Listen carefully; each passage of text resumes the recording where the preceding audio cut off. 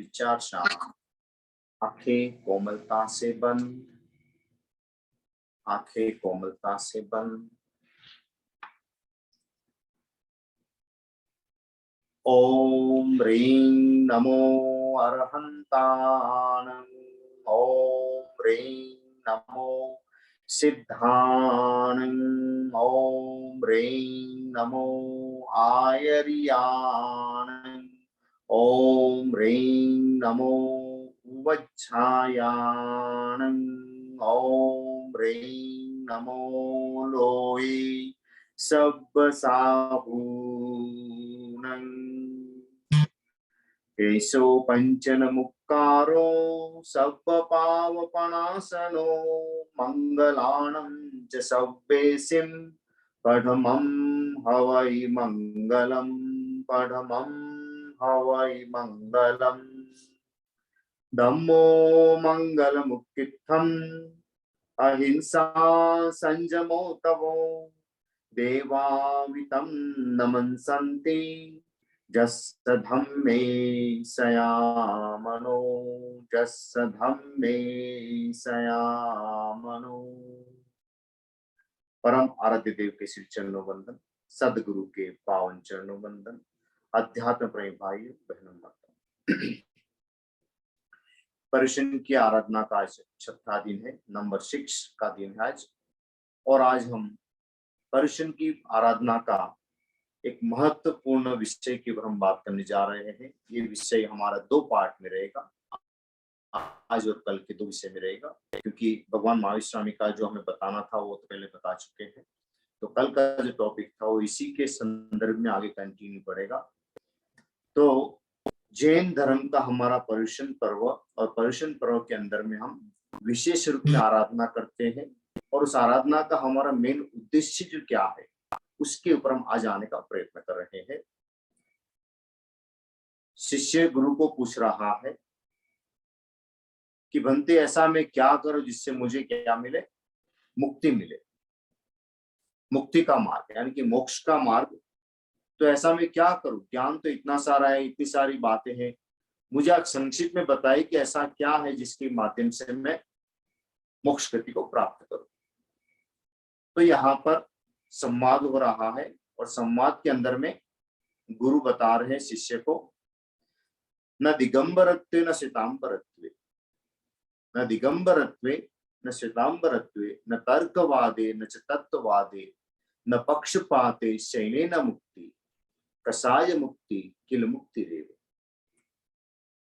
ये जो श्लोक उद्धृत किया गया है यहाँ पर, इसमें बताया गया है कि न दिगंबरत्व, यानी कि कहने का तात्पर्य है कि दिगंबर होने से मुक्ति मिलने वाली नहीं है। दिगंबर का मतलब है बिना वस्त्र रहने से, यानी कि जिसके दिशाई वस्त्र है, तो उस रूप में दिशा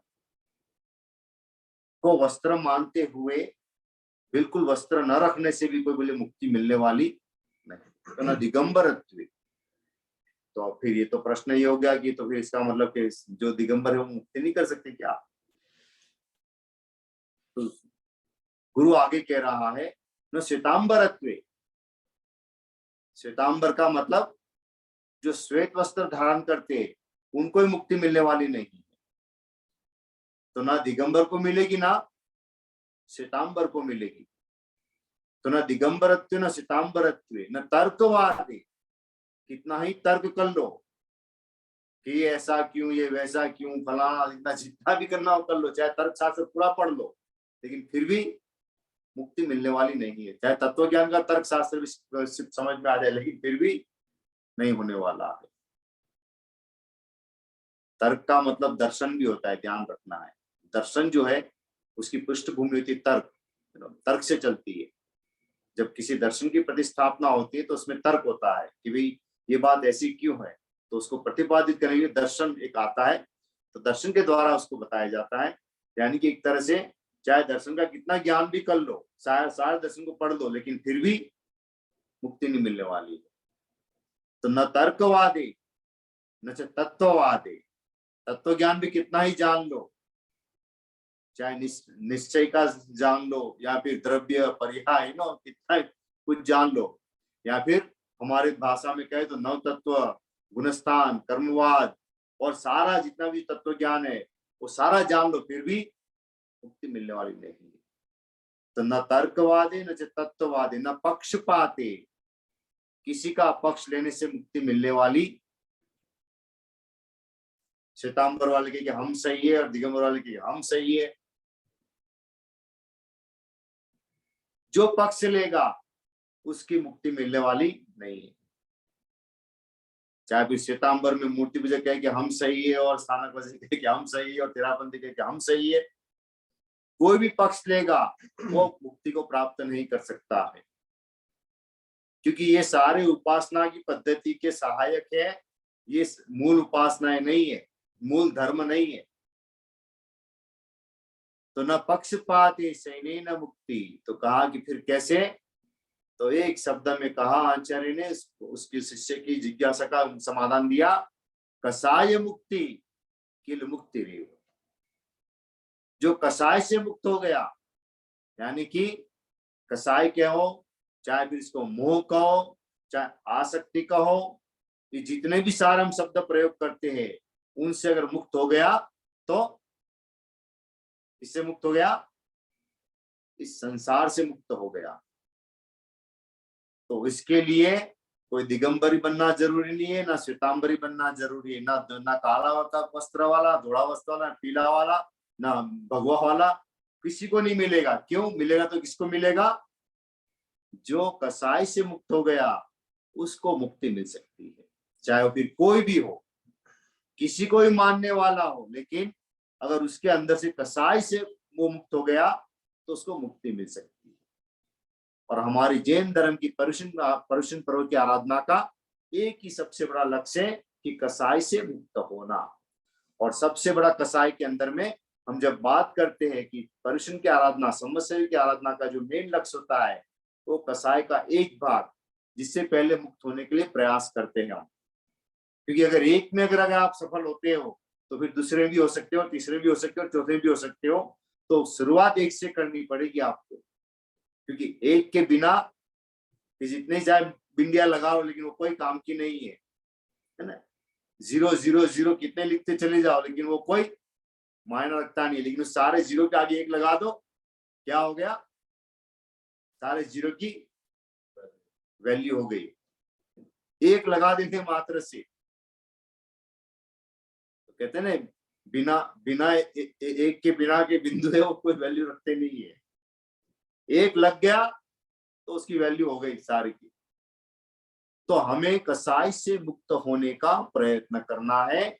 सबसे पहले हम कसाई शब्द को समझने का प्रयत्न करें। कसाय, इसमें दो शब्द है, कश और आई। कश और आई, आई तो सब जानते ही है।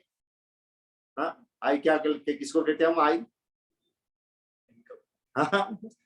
इनकम को, ना आयकर विभाग, इनकम टैक्स ऑफिस है ना, इनकम। और कस का मतलब क्या है, कस माने की संसार, कस का अर्थ है संसार।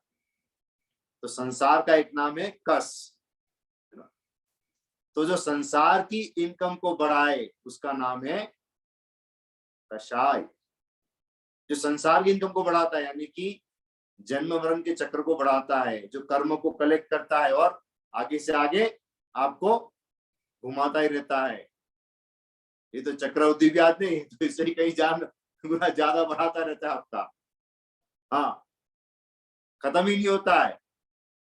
ब्याज तो लिया फिर भी कब आदमी चुकता कर सकता है, लेकिन ये कसाई का जो आई इनकम हो रही है वो कभी खत्म नहीं होती है, वो तो बढ़ती रहती है। और इतना चक्रवृद्धि से चक्रवृद्धि बढ़ता ही जाता, बढ़ता इतना बढ़ता है कि छूटना मुश्किल है। 84 लाख योनि में घूमते रहो, घूमते रहो, कितनी बार घूमते रहो।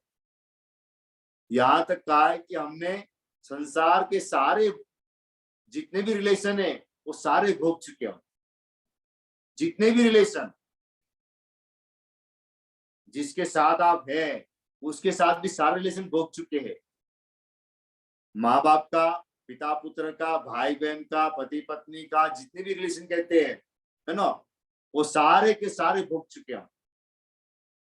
कोई बाकी छोड़ा नहीं है, लेकिन फिर भी मुक्ति मिली नहीं है। और एक को एक बार दो बार भी नहीं, कितनी कितनी को बार भोग चुके हैं, कितनी को बार, अनेकों बार भोग चुके हैं, लेकिन फिर भी हम मुक्त नहीं हुए। क्यों? और फिर भी अभी तृप्ति मिलती नहीं है, फिर भी अभी संसार के अंदर वापस नए नए रिलेशन बनाते जाते हैं, नए नए कॉन्टेक्ट करते जाते हैं ना। हाँ, पहले तो 5, 10, 25 होते थे, अब तो फेसबुक के ऊपर हजारों करोड़ों हो जाते हैं ना। हाँ, कई लोगों के तो यूट्यूब के ऊपर, फेसबुक के ऊपर, इंस्टाग्राम के ऊपर। लेकिन काम के कितने, काम का पूछने जाओ तो कितने इसमें से ठेंगे नो ठेंगा, काम के कोई आते ही नहीं है। मुश्किल से जो 1, 2, 4 निकल जाए तो मुश्किल से, बाकी कोई काम आते नहीं है। तो ये संसार जो है उसी का ही नाम है कश, और उसी के जो इनकम का नाम है कषाय, यानी कि संसार की इनकम को बढ़ाए, उसी का नाम रहा है कषाय। उसको अपनी भाषा में मोह भी कहते हैं, मोह है ना। तो मोह क्षय इति मोक्ष, जो मोह का क्षय कर देता है, यानी कि मोह को नष्ट कर देता है, तो उसी का नाम क्या है? मोक्ष। तो मोह और क्षय का श, तो दो मिलकर क्या बन जाता है? मोक्ष। तो मोह भी है, वो इसी का, कषाय का ही नाम है, और इसी का नाम है आसक्ति, गिरता लगाव। ऐसा लगाव कि मतलब छूटने का नाम नहीं लेता, ऐसा लगाव। वो क्यों है तो उसके ऊपर आ रहे। जब कषाय शब्द अगर समझ में आ जाए तो बड़ी अच्छी बात है, लेकिन कषाय शब्द से क्यों काम नहीं चलता है, क्यों समझ में नहीं आता हमारे को। तो कषाय शब्द की हम व्याख्या अगर आगे करने जाए तो उसको 2 भाग में डिवाइड कर सकते हैं। अब इसका परिवार हम बना रहे हैं, ऑलरेडी परिवार तो है ही, लेकिन उसके परिवार को हम जानने का प्रयत्न कर रहे हैं। तो कषाय शब्द जब हमने बात की है संसार की इनकम को बढ़ाए, तो कौन सी चीज है जो संसार की इनकम को बढ़ाता है? ऐसी कौन सी चीज है? तो उसमें 2 चीजें, सबसे पहली 2 क्या है उसका नाम? एक का नाम राग और दूसरे का नाम द्वेष। एक का नाम है राग। राग का मतलब है अच्छा लगना, और द्वेष का मतलब खराब लगना। एक प्रिय लगना और एक अप्रिय लगना, एक अच्छा और एक बुरा। तो राग और द्वेष 2 चीज हो गई। राग का मतलब किसी चीज के प्रति आपका राग भाव होना, और किसी चीज के प्रति आपका द्वेष भाव होना। खाना अच्छा लगा तो राग, खाना अच्छा नहीं लगा तो द्वेष। सिंपल बात। किसी चीज को देखा और देखने के बाद में अब जैसे निकलता है ना, मुंह से निकलता है वाव, ये क्या है? ये राग है ना। और किसी चीज को देखने के बाद हम क्या करते हैं? उसको हिट करते हैं। इसका मतलब क्या है? तो हमारी सारी क्रिया सुबह से उठने से लेकर दूसरे दिन सुबह उठने तक सारी क्रियाओं के अंदर हम क्या करते हैं? या तो राग करते हैं या तो द्वेष करते हैं। राग या तो द्वेष, राग या द्वेष, दोनों में काम चलता ही रहता है हमारा। और कभी राग द्वेष में कन्वर्ट होता है, द्वेष राग में कन्वर्ट हो जाता है। कभी राग द्वेष में और द्वेष राग में कन्वर्ट हो जाता है।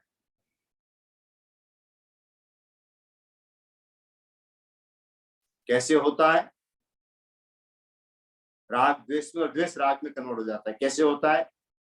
पति पत्नी के रिलेशन होते हैं, आपस में बात करते रहते हैं, है ना। और कभी कभी तो बड़ी अच्छी बातें करते हैं, और कभी कभी क्या होता है? हाँ, कड़ी बातें करने लगते हैं ना। तो जिसमें राग होता है उसमें द्वेष भी फिर होना शुरू हो जाता है। ये नियम है। जैसे आप कहीं पर गए खाने के लिए, किसी ने बुलाया और आपको पता नहीं कि आज खाने का मेन्यू क्या, और मानो कि आपकी कोई मनपसंद चीज आ गई सामने, तो क्या होगा? उसमें आपका राग होगा। अब आपने आई तो आपने मानो कि अब जो आदमी परोस रहे थे, बनाया था, उसकी आपने क्या की, थोड़ी सी तारीफ कर दी आपने, अरे आपने बहुत बढ़िया बनाया। हाँ, क्योंकि जिसको राग होता है ना, वो कहेगा अरे बहुत बढ़िया। दूसरा चाहे पास वाला नहीं कहे, लेकिन जिसको राग हुआ वो तो क्या करेगा, वो तो भैया बहुत बढ़िया बनाया। अब जिसने बनाया उसको तो क्या हुआ, उसका तो, है ना, उसके भाव बढ़ गए। जब भाव बढ़ गए तो आपको अटेंशन भी अच्छा देंगे, है ना, अटेंशन भी अच्छा देंगे, क्योंकि प्रशंसा करोगे तो आपका अटेंशन। तो क्या करेंगे, आपने एक बार खा लिया तो दोबारा आपका वापस भर दिया, ये बोले आपको तो, है ना, दूसरे को पास वाले को कुछ ना पूछ, लेकिन आपको जरूर, क्योंकि आपने प्रशंसा की है। प्रशंसा क्यों किया आपने, क्योंकि आपका उसके प्रति राग भाव। दूसरी भी खा ली, तीसरी बार भर दिया, और फिर चौथी बार ही भर दिया। अब आप कितना खाओगे, आपका तो पेट है, उसकी प्रशंसा का पेट नहीं भरता है, प्रशंसा का पेट नहीं भरता है, ध्यान रखना। प्रशंसा कभी पेट से भरती नहीं है, कभी भरती नहीं है, वो तो जितनी करो उतनी कम है। लेकिन आप तो कुछ खाना खा रहे हो, मटेरियल डाल रहे हो, तो क्या हुआ, आपका पेट तो भर गया। अब आप ने प्रशंसा की और अटेंशन और दे रहे कि बोले और ले लो, बोले और ले लो। अब आपकी हालत क्या है, अब आप क्या ले की नहीं है, तो जो चीज खाई अब वो क्या कर रही है, पहले राग हो रहा था, अब क्या हो रहा है, इसके ऊपर द्वेष हो रहा है। और मानो खा भी लिया, और घर पे जाके फिर देखो हालत कैसी खस्ता होती है ना। फिर घर पे जाके अगर मानो, अगर बीवी ने पूछा क्या बात है, बहुत तकलीफ हो रही है, तो कही यार क्या करे, बोले उसने उसने खिला दिया इतना सारा ही ना। अरे तुमने खिला दिया या तुमने खा लिया। ब्लेम किस पर करेंगे फिर, दूसरे ब्लेम करेंगे, उन्होंने खिला दिया बोले मेरे को। तो खाना तो, मुंह तो आपके हाथ में, पास में था, आपका हाथ भी तो आपके पास में था, खाना की नहीं खाना हो तो आपके हाथ में। लेकिन अब हम राग वश खा तो लेते, लेकिन वही चीज फिर आपको द्वेष पैदा कर देती है। एक ही चीज में राग तो एक ही चीज में द्वेष हो सकता है। मिठाई किसी को अच्छी लगती है तो किसी को जेल लगती है। क्यों, जिसको डायबिटीज है उसके लिए तो द्वेष का कारण बनती है, और जिसको अच्छा लगता है उसके लिए तो राग का कारण। एक ही चीज में राग भी होता है और द्वेष, तो चीजों में राग द्वेष नहीं है, ध्यान रखना। राग द्वेष कहां पर है, राग द्वेष हमारे भीतर में।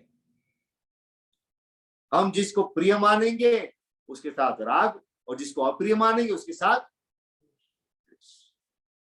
तो ये दोनों काम हमारे सुबह से लेकर शाम तक चलते ही रहते हैं, ये चलते ही रहते हैं। चाहे कपड़ा हो, चाहे खाना हो, चाहे बोलना हो, चाहे किसी चीज को देखना हो, तो सबके अंदर में हमारे क्रम जुड़ा ही रहता है। ये राग और द्वेष, इससे बचने के लिए हमें थोड़ा सा आगे चलेंगे। तो राग और द्वेष को जानने का थोड़ा सा प्रयास किया, लेकिन और हम डिटेल में जाएंगे इसके, तो और डिटेल में चलेंगे तो क्या हो गया, ये 2 4 में कन्वर्ट हो गए। अभी दो किस में कन्वर्ट हुए, 4 में। ये हम दो और हमारे दो, हाँ हाँ।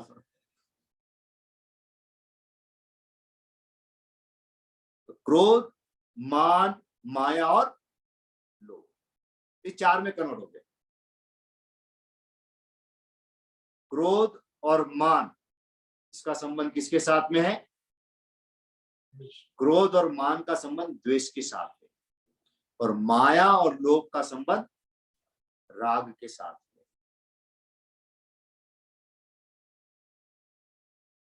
राग के साथ में। अब एक दूसरे के साथ लिंक कैसे करते हैं वो समझते हैं। एक दूसरे का लिंक करते हैं, कैसे करते हैं, लोभ जो है वो मूल अंदर में है। किसमें है? मूल में। जो बाहर प्रकट और नहीं दिखता नहीं, जैसे पेड़ की जड़ होती है ना, वो बाहर दिखती नहीं है, मूल उसको हम बोलते हैं ना। तो मूल बाहर दिखता नहीं है, मूल तो नीचे रहता है, लेकिन वहीं से सारा पोषण किसको मिलता है? पूरे पेड़ को पोषण मिलता है वहां से। तो लोभ अंदर में रहता है, वो बाहर आता नहीं है। तो लोभ के द्वारा जो जिस चीज में लोभ होता है, तो पहले तो उसको पाने के लिए किसका प्रयोग करेगा? वो लोभ जो है वो माया का प्रयोग करेगा। इस चीज को पाने के लिए क्या करेगा? माया का प्रयोग करेगा। और माया का प्रयोग किस रूप में करेगा? ताकि वो चीज उसको प्राप्त हो जाए। तो माया के अंदर हमने बात कर ही चुके हैं, छल कपट, या मीठी मीठी मीठी छुरी चलाना है ना, मुख में राम बगल में छुरी, या अपनी भाषा में कहते हैं है ना, क्या लगाना? मक्खन लगाना, है ना, मस्का लगाना, है ना, चमचे जिसको हम चमचा भी कहते हैं ना, ये क्या करते हैं? ये किसी न किसी रूप में अपना काम करवाने की कोशिश करते हैं। लेकिन अगर आपने सारा तोड़ के अपना लिए, सारे आजमाइश कर लिए और नहीं हुआ, तो क्या करेंगे? चोट किसको लगी? चोट लगी आपके ईगो के ऊपर। किस पर लगी? ईगो पर। जो आपने जो भी सारा प्रयास किया पहले, तो किसकी दीवार पे जाके फिर चोट हुई? ईगो की दीवार पर। वो बाउंस करेगा, तो बाउंस बाउंस वो स्वयं नहीं करेगा। ईगो बाउंस स्वयं नहीं करता है, ध्यान रखना। वो किसको कराएगा? उसको किसका उसका काम करवाएगा? वो किसको भेजेगा फिर? वो क्रोध को भेजेगा फिर। तो क्रोध बाहर में प्रकट होता है, मान भी दिखता नहीं है तो आसानी से, माया भी नजर नहीं आती है इतनी जल्दी से, और लोभ तो बिल्कुल दिखता नहीं है। क्या आखिर इन सबके मूल में कौन है? वो लोभ काम करता है। तो ये चारों एक दूसरे के साथ अंदर में कनेक्टेड है। तो इसलिए हम सीक्वेंस बोलते हैं, क्रोध, मान, माया और लोभ। ये चारों एक ही परिवार के सदस्य के रूप में ही है। राग द्वेष जैसे एक ही कसाई के परिवार के हैं, तो वैसे ही ये चार भी इसी परिवार के सदस्य हैं। अब ये चारों ने अपने और चार चार को पाल के रखे हुए हैं। कितने को पाल के रखे? सबने, चारों ने, और चार चार को, तो कितने हो गए? 16 हो गए। ये परिवार इसका जितना बड़ा, अभी तो और आगे बढ़ेगा, 9 और है आगे, है ना, जो इसको थोड़ा थोड़ा खुराक देते रहते हैं। तो 9 और भी आगे है इसके। ये पूरा कसाई का परिवार है। इस परिवार को जानेंगे तब तो पता चलेगा कि भाई कहां से शुरुआत करें, जिससे हम इसको क्या कर सकते हैं, इसको हाँ कंट्रोल कर सकते हैं, या बॉस को पकड़ सकते हैं। बॉस पता ही नहीं चला कौन है इसमें। हाँ, तो बॉस तक पहुंचने के लिए आपको पहले क्या करना पड़ेगा? थोड़े हाँ, नहीं तो गलतियों चाणक्य की तरह करेंगे फिर तो समस्या हो जाएगी। सीधे ही, है ना, राजा पे अटैक करने चला जाएगा। तो राजा पर सीधे अटैक नहीं किया जाता है। क्यों? क्योंकि वो तो पहले ऑलरेडी सुरक्षा की घेरे में होता है पूरा, वो तो पूरा प्रोटेक्टेड होता है वो तो अपने आप में। तो उसको कमजोर करने के लिए पहले क्या करना पड़ता है? साइड की चीजों को पहले कमजोर करो। जितना साइड की चीजें कमजोर होती जाएगी, क्योंकि उसकी ताकत भी टूटेगी। तो ताकत टूटेगी तो वो धड़ल्ले से आपके चरणों में आ गिरेगा वो। तो वैसा ही काम है ये, कि इसके परिवार को जानना पहले जरूरी है। तो क्रोध के भी चार चार है, क्रोध के 4, मान के 4, माया के 4 और लोभ के भी 4। तो क्रोध के 4 कौन से? अनंतानुबंधी, अप्रत्याख्यानी, प्रत्याख्यानी और संजोलन। वैसे ही 4 मान के भी सेम एज इट इज, माया के भी और लोभ के भी, चारों 4 के। तो सबसे पहले अनंतानुबंधी होते हैं। तो उसको विजय पाना है, अनंतानुबंधी को, रास्ते को बंद करना है, तो सबसे पहले क्या करना होगा? सम्यक्त्व का विकास करना होगा। मिथ्यात्व यानी कि अनंतानुबंधी का मतलब मिथ्यात्व के रास्ता बंद कर देना और सम्यक्त्व के रास्ते पर चलना। जब उसके ऊपर आ जाते हैं तो फिर दूसरे के को भी आप नष्ट करने का प्रयास करो, यानी कि अप्रत्याख्यान, यानी कि जब आप 14 गुण स्थान तक तो पहुंच गए, सम्यक्त्व प्राप्त हो गया, लेकिन अभी आप अप्रत्याख्यानी हो, तो आप किस में आ जाओ? प्रत्याख्यान में आ जाओ। तो जैसे ही 4 को आप खत्म करोगे तो 5वें गुण स्थान में पहुंचोगे, या तो 6ठे गुण स्थान में जाओ, या देश वृत्ति या तो सर्ववृत्ति। देश वृत्ति यानी कि छोटे व्रत लो या तो बड़े व्रत लो, तो अनुव्रत लो या तो महाव्रत लो, दो में से एक लेना जरूर। तो अनुव्रत के अंदर 12 श्रावक के आते हैं और महाव्रत के अंदर 5 जो साधु के व्रत होते हैं वो आते हैं। तो जैसे आपने लिया तो प्रत्येखानी भी आपका खत्म हो गया। तो कितने गए? 4 और 4 8 गए। अब बचे कितने? 8 बचे और 8 वापस बचे। तो 8 को भी कम करने के लिए क्या करना होगा? अब जो प्रत्याख्यानी जो है उसको अंदर आपको अब धीरे धीरे काम करना पड़ेगा। जो काम करते जाओगे वैसे उसमें प्रोग्रेस होगा। तो प्रत्याख्यानी के अंदर में क्या होगा? जो हम साल भर में कहते हैं कि हर श्रावक को, जो श्रावक बनना चाहता है, श्रावक की कोटि में है, तो उसको हर साल में प्रतिक्रमण करना जरूरी है। अगर प्रतिक्रमण वो नहीं करता है तो क्या होगा? वो वापस 8 के 8 वापस आ जाएंगे उसकी लाइफ के अंदर में। कौन से आ जाएंगे? जिस 8 को मिटाए थे वो सारे के सारे 8 वापस आ जाएंगे उसके लाइफ के अंदर में। तो अनंतानुबंधी में चला जाएगा। क्यों? क्योंकि एक साल में कम से कम एक बार आपको प्रतिक्रमण करके समस्या का प्रतिक्रमण करके सबके साथ समापना करना, या जो भी गलती की उसकी आलोचना करना और साथ में निंदा भी करना, ग्रह भी करना, और अपनी आत्मा को इन पापकारी प्रवृत्ति से वापस दूर कर देना और गलतियों को सुधारना, और भविष्य में वापस गलती नहीं करेंगे उसका संकल्प लेना। तो ये इसकी प्रक्रिया है। तो अब इन सबको वापस धीरे धीरे खत्म करने के लिए कौन से हैं? जो 9 मैंने बताया और 9 है, वो कौन कौन से हैं?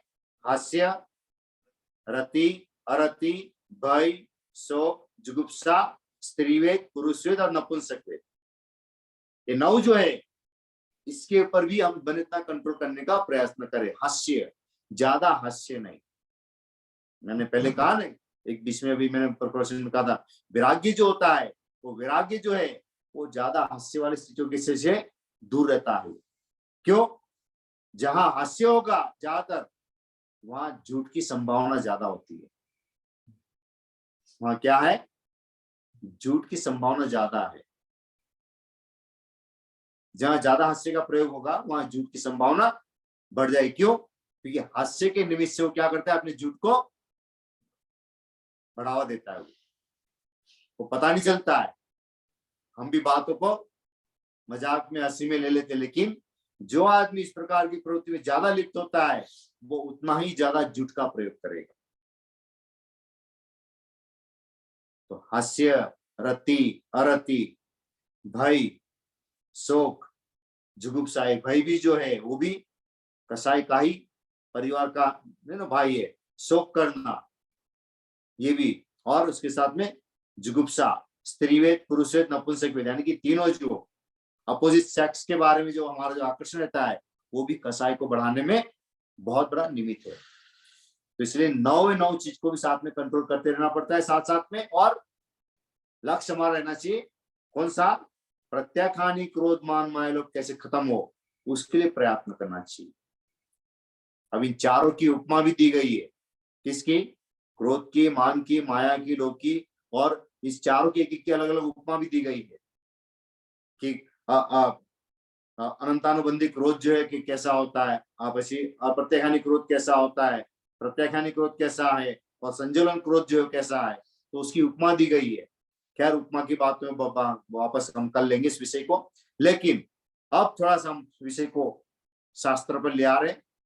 तो 10वें कालिक सूत्र के अंदर में कहा गया है कोहम मानम च मायम च लोभम च पावडम न वमे चत्तारि दोषेहु इच्छन तो हिमप्पणो, यानी कि क्रोध, मान, माया और लोभ ये पाप को बढ़ाने वाले हैं। आत्मा का हित चाहने वाला इन चार दोषों को छोड़े, है ना। जो आत्मा का हित चाहता है उसको इस चारों को क्या करना चाहिए, छोड़ना चाहिए। जितना इस चारों को छोड़ता जाएगा उतना ही उसका जीवन, आत्मा जो है हलुकर्मी होगी और हलुकर्मी होने से धीरे धीरे मोक्ष की तरफ प्रस्थान करेगी। तो इन चार को छोड़ने की पहले प्रेरणा दी, फिर बाद में कहा कोहम पीम पणासी मानव विनय विनाश्य माया मित्तानि नाशो लोहो सब विनाश। क्रोध प्रीति का नाश करता है, यानी कि प्रेम का नाश करता है ना। मान विनय का नाश करता है, माया मैत्री का न विनाश करती है, और लोभ इन सबका विनाश कर देता है। लोभ जो है इन सबका विनाश कर देता है। किस किस का, तो प्रेम का भी, मैत्री का भी, विनय का, तीनों का ही नाश कर देता है। सब विनाशन। आगे कहा कि अब इसको जीतना चाहते हो तो क्या करना है, जीतने के बारे में बताया है।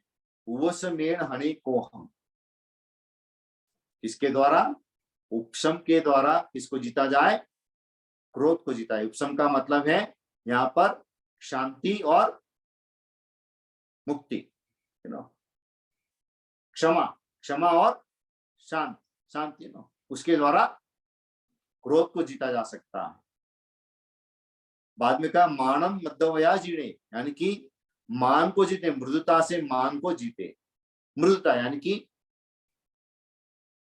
भाषा जो है बड़ी मृदु हो, सहज भाव से, जेंटल, जिसको बोलते हैं हम अपनी भाषा में पोलाइट, हम्बल, जेंटल, उस भाषा के द्वारा उसको जीता जा सकता है।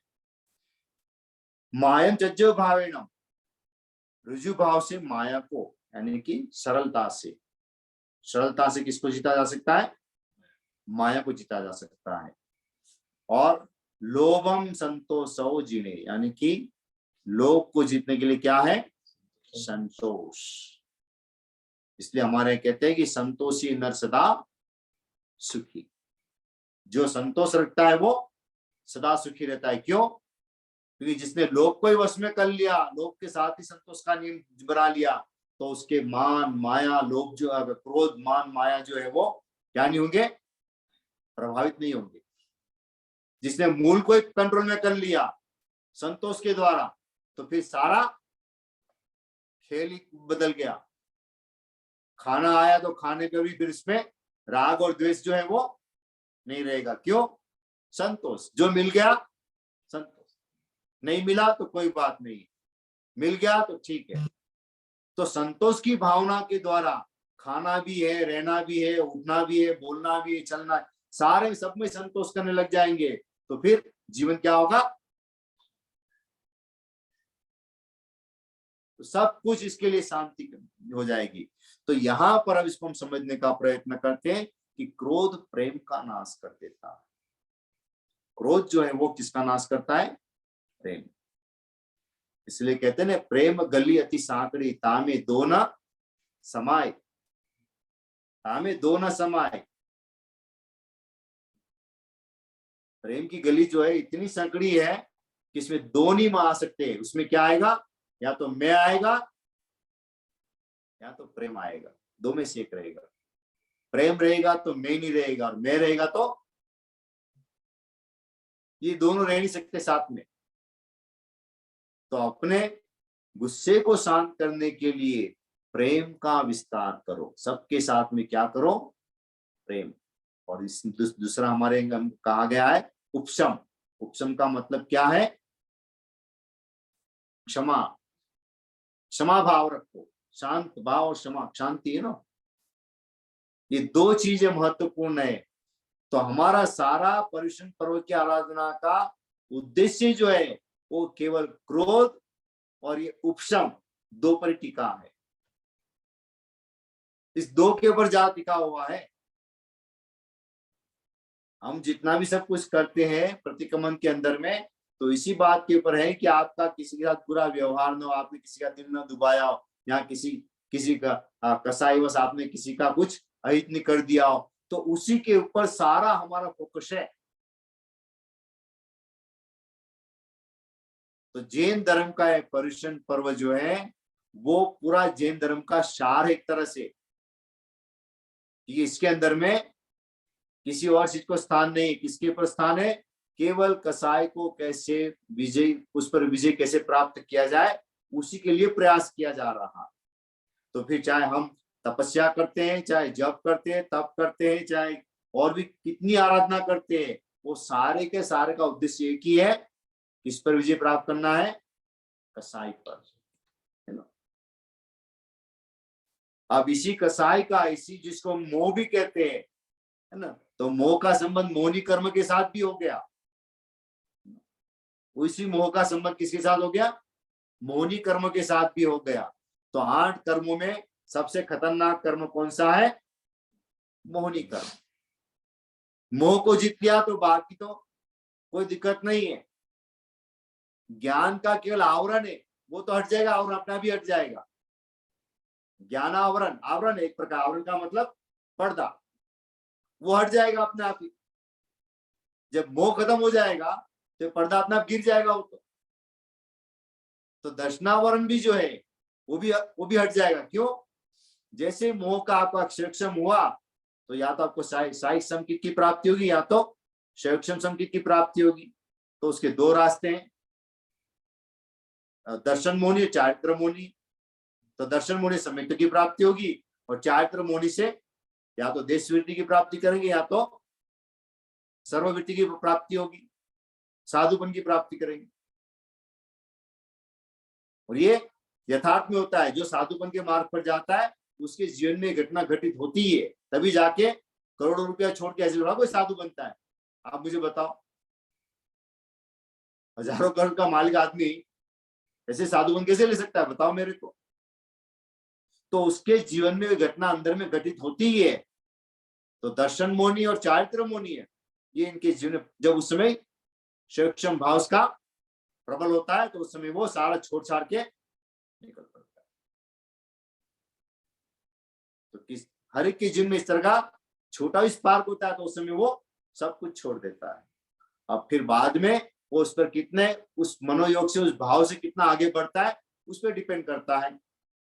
इसलिए कहते हैं जब साधुपन लेता है तब तो वो केवल 6 गुणस्थान नहीं, कभी कभी 7 गुणस्थान में भी चला जाता है। वो उतना जागरूक हो जाता है, वो इतनी जागरूक अवस्था उसके अंदर में आ जाती है।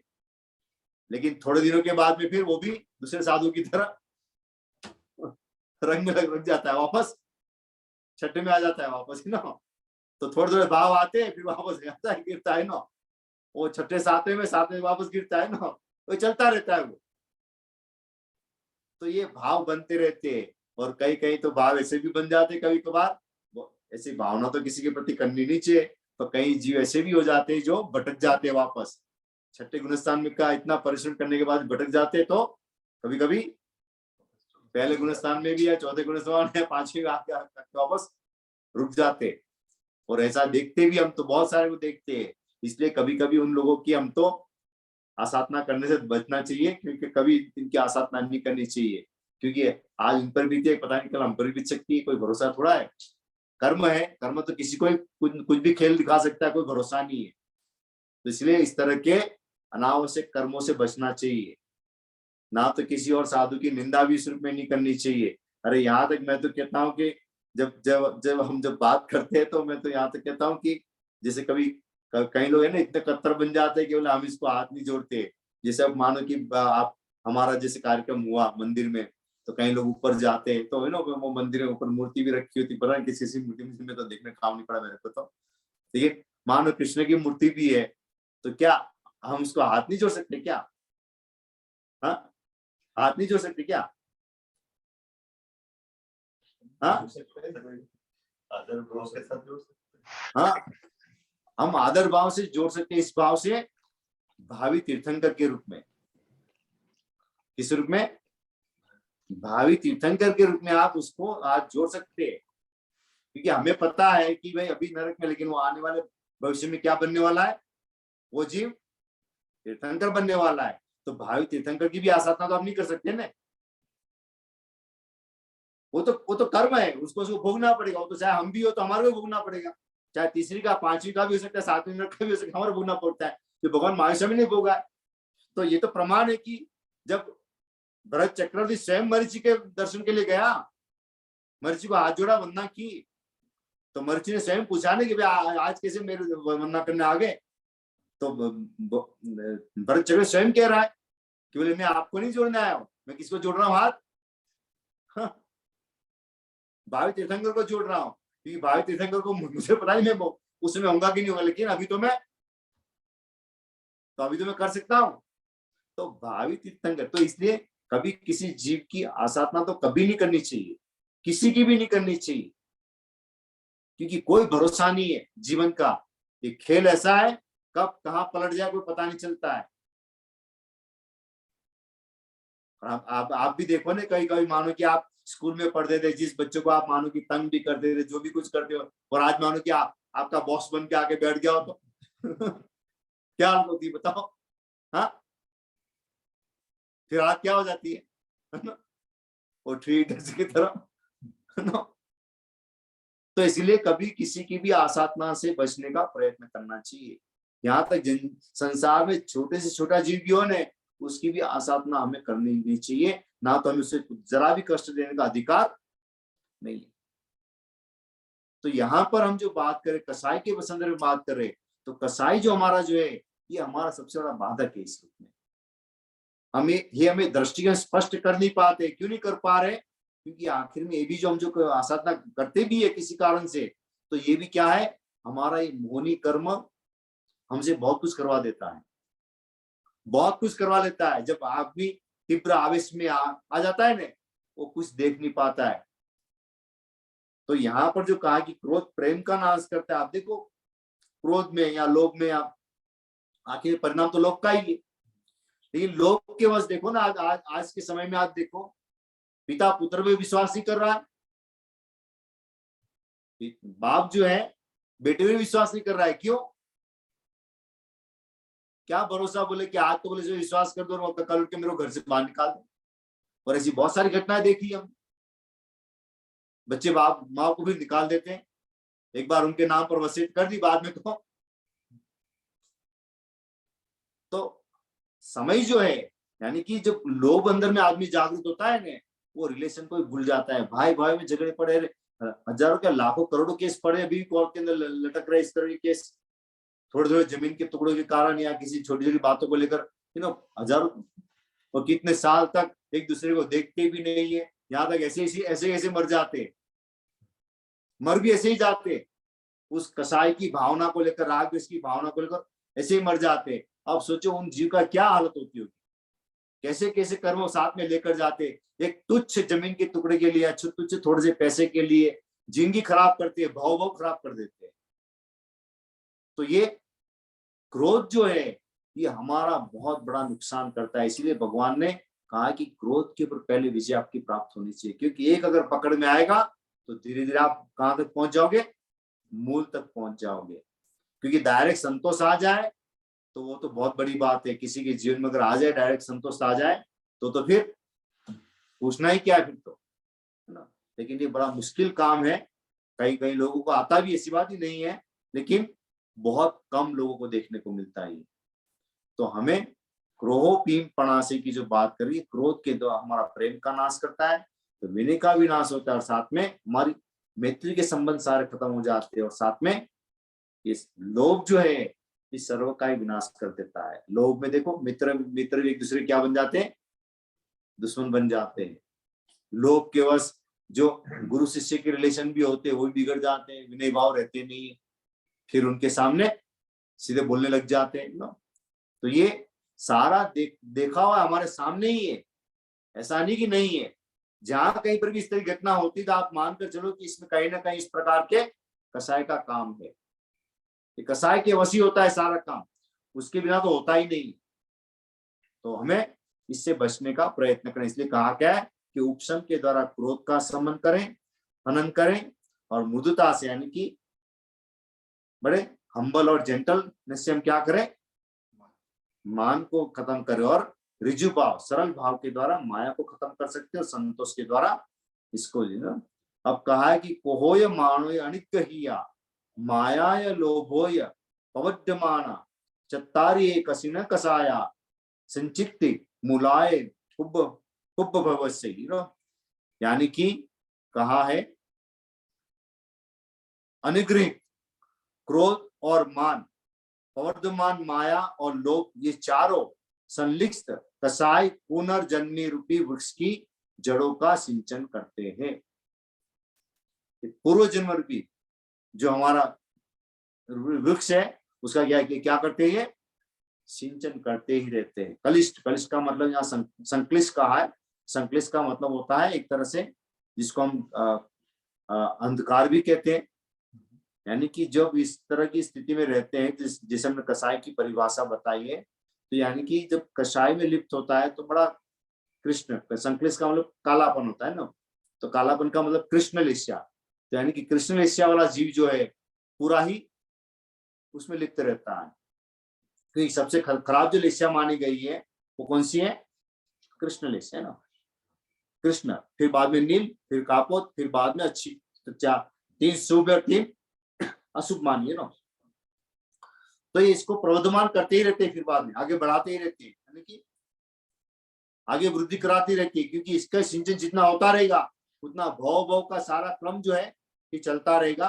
तो मैंने इस बात को पहले ही बता दिया, लेकिन ये 10वें कार्य क्षेत्र के अंदर क्रोध के बारे में, मान के बारे में, माया के और लोभ के बारे में इस रूप में बताया है, और ये हमारे जीवन को इस रूप में हमेशा जकड़ के रखते हैं। तो अब हमने बात जो की आज, थोड़े सा इसको परिवार को समझने की बात की है। अब हम बात कल आगे बढ़ाएंगे इस बात को कि क्रोध को हम कैसे अच्छी तरह से समझकर उसको वश में कैसे कर सकते हैं, तो उस पर भी हम चर्चा करेंगे। और संतोष जो है वो तो अब बहुत बड़ी बात है, संतोष वाली बात तो, लेकिन अगर आदमी चाहे तो अपने जीवन के अंदर संतोष लाने का प्रयत्न कर सकता है।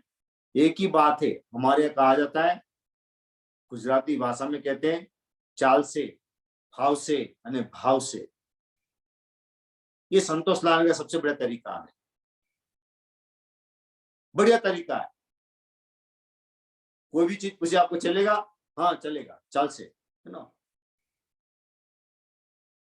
भाव से, यानी कि आपको, है ना, भाता है, हाँ भाता है, बोलो भाता है, हाँ ठीक है चलेगा, है ना। तो चाल से, भाव से, यानी भाव से, कहीं भी हो, अरे चल भावी जैसे वांदो नहीं, है ना, छोटी जगह हो तो एडजस्ट कर लो, सब अपना एडजस्ट कर लो, बड़ी हो तो बड़ी यूज कर लो, छोटी छोटी में एडजस्ट हो जाओ ना। तो एडजस्ट हो जाना ये बहुत बड़ी विशेषता है। तो अपने जीवन को सेट करने के लिए आदमी को थोड़ा सा तैयार करना पड़ता है कि हर स्थितियों के अंदर, हर चीजों में, हर बातों में, खाने में, रहने में, चलने में, बोलने में, हर जगह पे क्या करके अपने आप को एडजस्ट कर ले, है ना, लचीला बना ले, ताकि क्या होगा, उस कारण से दूसरे को तकलीफ भी नहीं होगी, स्वयं का काम भी हो जाएगा, और आपका संतोष का जो भाव जो है वो चलता रहेगा। तो इस रूप में हम जीवन के अंदर आगे बढ़ सकते हैं, लेकिन करना तो थोड़ा कठिन होता ही है, क्योंकि हर आदमी कर नहीं पाता है ना। आजकल बहुत ऐसी घटनाएं देखते हैं, आदमी आजकल छोटी छोटी बातों में इतना गुस्सा करता है, वो ज्यादातर यही सब करने वाले कौन होते पता है? आप मुझे बताओ कि अनपढ़ आदमी ज्यादा समस्या पैदा करता है कि पढ़ा लिखा आदमी ज्यादा समस्या पैदा करता है? सबसे पढ़ा लिखा है, सबसे ज्यादा बड़ी समस्या पैदा करता है पढ़ा लिखा आदमी, अनपढ़ आदमी समस्या पैदा नहीं करता है। क्यों? अनपढ़ के पास तो ऐसी कोई ज्ञान नहीं है, उसके पास में तो वैसे कम ज्ञान है, तो उसको ज्यादा कोई समझ में नहीं आता है। लेकिन पढ़ा लिखा आदमी जो है वो जितना ज्यादा समझता है उतनी ज्यादा समस्या भी ज्यादा खड़ी करता है। वो छोटी छोटी बातों में ईगो पैदा होता है, छोटी छोटी बातों में झगड़े करता है ना, देखने को मिलता है हमारे सामने, प्रमाणित। तो देखो अनपढ़ आदमी थोड़ा गलत काम भी थोड़े कम करते हैं, पढ़े लिखे आदमी गलत काम में ज्यादा पड़ जाते हैं, उलझ जाते हैं। क्यों? नहीं। कम पैसे वाला आदमी तो फिर भी जीवन को थोड़ा मैनेज करता है, ज्यादा पैसे वाला आदमी देखो पैसे से देखो क्या क्या खेल करता है, फिर वो क्या क्या खेल करने लग जाता है वो, देखो। तो ये सारी समस्या जो है, ये एजुकेशन होना चाहिए, लेकिन सबसे बड़ा एजुकेशन कौन सा है? इमोशनल, भावनात्मक एजुकेशन, इसकी कमी है। और हमारा जैन धर्म कहता है आपका भावनात्मक संतुलन पहले सबसे पहले जरूरी है। भावनात्मक माने हमारे इमोशंस का, है ना। और इमोशंस को हमने भाव कहा, जैन धर्म में क्या कहते हैं? भाव। इसलिए हम बार बार बोलते हैं ना, भावे भावना भाविये, भावे दीजिए दान, भावे धर्म आराधे, पामे पद निर्वाण। भावना से, यानी कि आपकी भावना जहां कहीं भी हो, आप अपने भावना को ऐसी रखो कि आप सब जगह एडजस्ट हो जाओ, सब में आप अपने आप को मना लो। तो भावना जितनी आपकी शुद्ध होगी, पवित्र बनती जाएगी, उतना ही आपका ये जो क्रोध, मान, माया, लोभ भी जो क्या होगा, धीरे धीरे खत्म। तो भावना करना वैसी, वो भी बहुत महत्वपूर्ण है। इसलिए हमने बार बार जो हमने जो 12 भावनाएं जो करते हैं हम, जैसे 16 भावना है ना, लेकिन 12 भावना जो है वो तो स्पेशल किसके साथ संबंधित है? आत्मा के साथ संबंधित है। और 4 भावना है वो व्यवहारिक है। 4 भावना है वो व्यवहारिक है। उसमें सबसे पहली कौन सी है? मैत्री भाव, प्रमोद भाव, है ना, फिर कारुण्य भाव और मध्यस्थ भाव, ये व्यवहारिक है। ये चारों की चार व्यवहारिक है, यानी कि आपने व्यवहार को अच्छा बनाना है तो सबसे पहले मैत्री का व्यवहार करो। तो मैत्री का व्यवहार करोगे तो क्या, कौन सा आपका गया?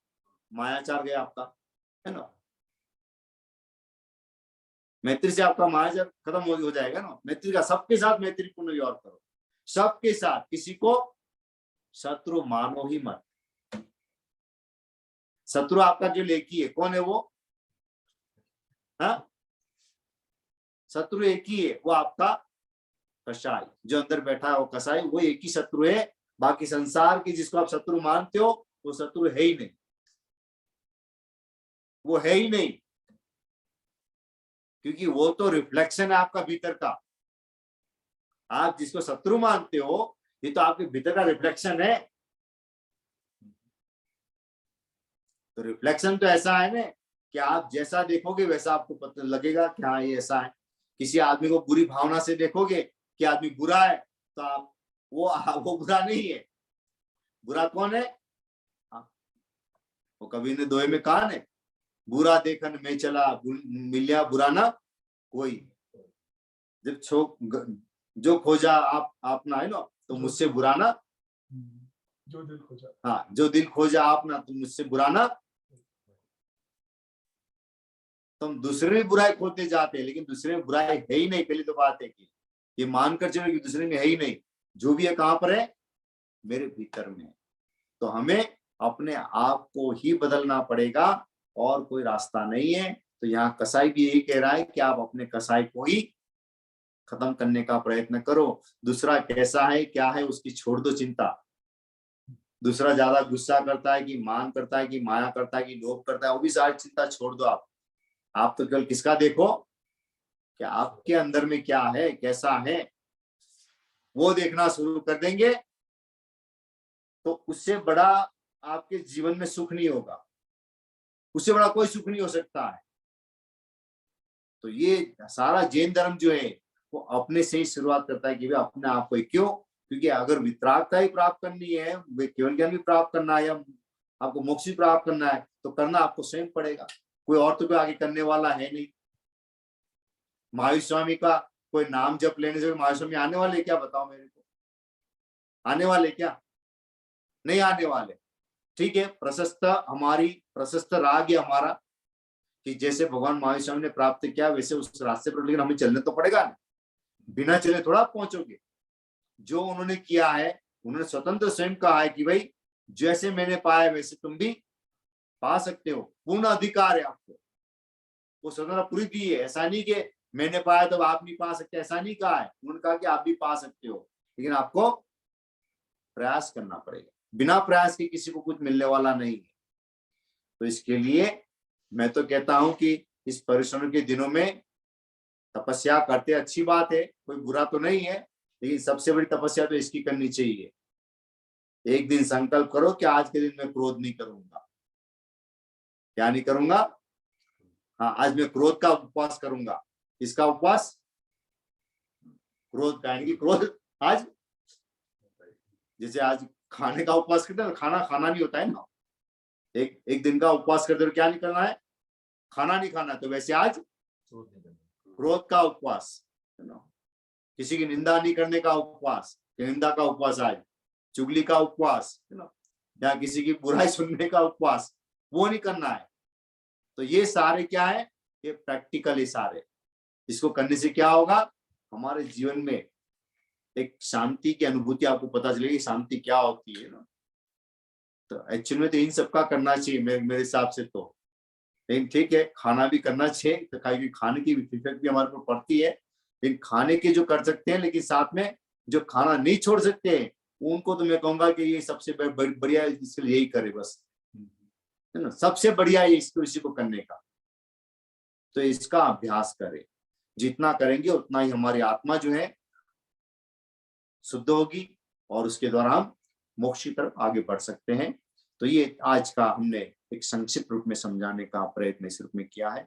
लगभग 10:15 हो चुके हैं। तो मैं नहीं चाहूंगा कि आज हम आगे जाए।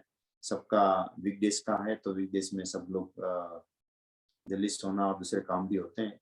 तो हम आज बात को यही प्रोग्राम देंगे। कल क्रोध के अंदर में आगे और बात करेंगे कि क्रोध जो हम करते हैं, लेकिन करने के साथ थोड़ा एनालाइज भी करेंगे कि क्रोध हम क्यों करते हैं, किस लिए करते हैं, किस पर करते हैं, है ना। और क्रोध के साथ में हमारे क्या क्या एक्सपेक्टेशन साथ में जुड़े होते हैं, तो इसकी बात भी हम करेंगे। और उसमें से बाहर आने के रास्ते की भी हम बात करेंगे। मूल तो बात आज हम कल ही कर चुके हैं वैसे, लेकिन वो कल का जो विषय है विशेष स्पेशल क्रोध के ऊपर फोकस करके करेंगे। तो क्षमा का क्या महत्व जीवन के अंदर में, वो भी थोड़ा समझने का प्रयत्न करेंगे, ताकि बुधवार के दिन हम जब समस्या का दिन मनाएंगे, प्रतिक्रम भी करेंगे, लेकिन साथ में क्षमा के महत्व को हम जानने का थोड़ा सा प्रयास करेंगे। क्षमा का हमारे जीवन में कितना बड़ा मूल्य है, उसको भी हम समझने का प्रयत्न करेंगे। तो अभी की बात को विराम देते हैं, और जिस किसी को प्रश्न पूछना हो तो बाद में पूछ सकते हैं। पहले मांगलिक करेंगे, दोनों हाथ जुड़े हुए। अरहन्ते शरणं पवज्जामि, सिद्धे शरणं पवज्जामि, साहु शरणं पवज्जामि, केवली पन्नतम धम्मं शरणं पवज्जामि। ये चारों ही शरणा सगा और न सको कोई, जे भवि प्राणी आदर क्षय अमृत अंगूठे अमृत बसे लब्धि तना भंडार। श्री गुरु गौतम ने समरी सदा मनवांचित फल दाता। भावे भावना भावे भावे दीजिए दान, भावे धर्मार्थे पावे पद निर्वाण। मंगलम भगवान वीरो, मंगलम गौतमो गणी, मंगलम स्थूलिभद्राद्यां जैन धर्मोस्तु मंगलम। सर्वमांगल मांगल्यम सर्वकल्याण कारणं प्रधानं सर्वधर्माणां जैनं जयति शासनं, जैनं जयति शासनं। बोलो जिन शासन देव की जय। श्री आदिनाथ भगवान की जय। श्री समन भगवान महावीर स्वामी की जय। सत्य धर्म की, अहिंसा परमो धर्म की, पर्युषण महापर्व की। आज किसी को कोई प्रश्न हो तो पूछ सकते हैं। हाँ, 3 वर्ड इसके, एक प्रत्याख्यान, एक रति और अरति। जब आप बोल रहे थे मतलब कषाय फैमिली का, हाँ, उसका डेफिनेशन क्या होता है? कल ले लेंगे इसको कल ले लेंगे, क्योंकि मैंने वो बात छेड़ी है, वो बाकी रखी है ना कि अनंतानुबंधी के उपमा जो दी गई है क्रोध मान माया लोभ की, वो भी लेंगे। इसको नहीं करेंगे साथ में, वो फर्स्ट बिगिनिंग में पहले ले लेंगे इसको, और फिर हम क्रोध के ऊपर आगे बढ़ेंगे। ठीक है, तो समझ लीजिए जैसे अभी अपन बैठे हुए हैं, हाँ, तो अपने को क्रोध मान माया लोभ दिखता तो है नहीं कि मेरे को हो रहा है, हाँ, तो तब भी वो कषाय अपने अंदर विद्यमान रहती है। हाँ, विद्यमान तो है ही ना। तो विद्यमान अभी विद्यमान तो होते ही है। अभी परसेंटेज वाइज मानकर चलो कि अभी जब जैसे धर्म ध्यान में बैठे हुए, तो परसेंट अंदर 2% 3% मानकर चलो ना।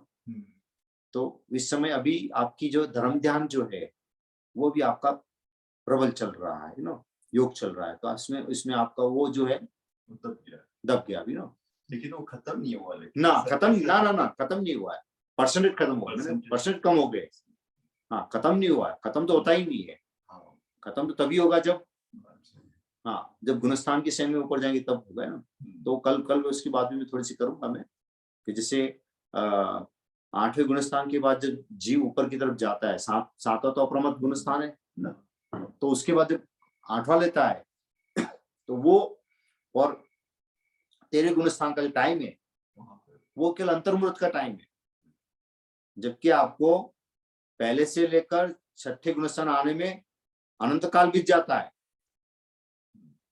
पहले गुणस्थान से लेकर 6ठे गुणस्थान में आने तक अनंत काल बीत जाता है, लेकिन जब 7वें को पार करके जैसे ही जाते हैं तो 8 मतलब 7वें तक, मान लो कि 7वें तक में अनंत काल बीत जाता है, लेकिन 8वें में जैसे प्रवेश किया तो 8वें से लेकर 13वें तक जाने में अंतर्मुहूर्त है।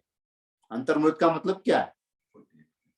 Within 48 minutes, within 48 minutes, within 48 minutes का मतलब चाहे हो सकता है सेकंडों में भी हो जाए, सेकंडों में, यू नो, ये वो पता ही नहीं चलता है, 5-10 सेकंडों के अंदर भी हो जाए तो पता ही नहीं चलेगा, कोई बक्स कोई दिक्कत नहीं।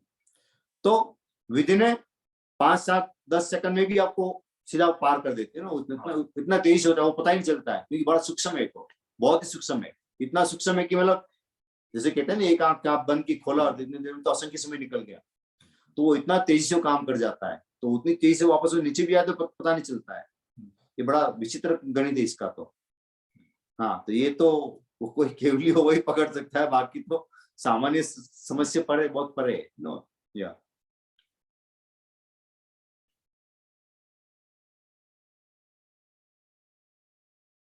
इसलिए भगवान महावीर स्वामी ने गौतम को कहा है, बार बार कहा कि समयम गोयम मापमाय, समयम गोयम मापाय, गौतम क्षण मात्र ही प्रमाद मत कर। क्यों? क्षण भी प्रमाद करोगे तो पता नहीं कहां से कहां पटक जाओगे, पता ही नहीं चलेगा, तो बिल्कुल पता नहीं चलता है। अब देखो गौतम स्वामी बिल्कुल केवल ज्ञान के द्वार पे खड़े, लेकिन फिर भी उसको केवल ज्ञान प्राप्ति नहीं हुई। क्यों? भगवान के प्रति प्रशस्त राग जो है इनका, हाँ, इतना प्रशस्त राग फिर भी उनको नहीं, क्योंकि वो भी तो अटैचमेंट है, प्रशस्त राग भी जो है वो भी तो अटैचमेंट है, उसको भी तो छोड़ना पड़ता है। क्योंकि जब मोक्ष की प्राप्ति करते हैं, सिद्ध में जब जीव जाता है, तो ना कोई मंत्र, ना शब्द, कोई नौकार मंत्र काम आता है, ना भगवान का नाम काम आता है, कोई नहीं काम आता है, उन सबको ही छोड़ना पड़ता है। वो भी अंतिम पड़ाव में छोड़ना पड़ता है, अगर नहीं छोड़ोगे तो आप प्रवेश ही नहीं कर पाओगे, तो उन सबको भी छोड़ देना पड़ता है आपको, तब जाके उसकी प्राप्ति होती है। तो ये थोड़ा कभी कभी कहते हैं नहीं भाई कि यार आप तो धर्म छोड़ने की बात कर रहे हैं, इन धर्म छोड़ने की नहीं, इसको नहीं छोड़ेंगे तो आप जा ही नहीं सकते हो। ये है प्रशस्त, लेकिन उसको एक सीमित सीमा तक है, उसके बाद उसको भी छोड़ना पड़ता है आपको, तो तभी आप उसके आगे बढ़ सकते हो। ये बड़ा थोड़ा सा कभी कभार कई चीजें कुछ है ना, वो गहराई से समझने के लिए थोड़ा ये चीज स्वयं चिंतन भी करना पड़ता है, नहीं तो आसान नहीं होता इतना। हाँ, किसी को हमारे वर्चुअल में से किसी को पूछना है प्रश्न?